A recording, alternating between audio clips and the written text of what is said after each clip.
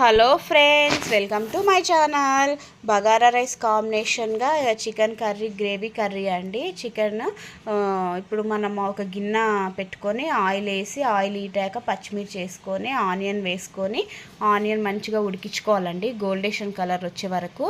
ఇలా ఉడికిపోయాక కరివేపాకు, పుదీనా వేసి, చిటికెడు పసుపు వేసి కలుపుకోవాలండి. తర్వాత ఆ చికెన్ వేసి మంచిగా మగ్గనివ్వాలి. ఆయిల్లో మగ్గాక మనం కారం వేసుకోవాలి. కారం, సాల్ట్, ధనియాల పొడి వేసుకోవాలండి.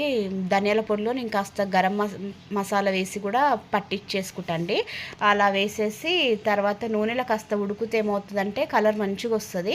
తర్వాత కలుపుకొని టమాటా కూడా వేసుకొని కలిపేసి ఇలా గిన్నె పైన కొన్ని వాటర్ పెట్టి మనం ఉడికిచ్చేసుకుంటే ఆవిరికి ఇలా గ్రేవీ లాగా అవుతుందండి. ఫైనల్గా కాస్త గరం మసాలా వేసేసి ఆవిరి బయటికి పోకుండా ఇలా మూత పెట్టి ఉడికిచ్చేసి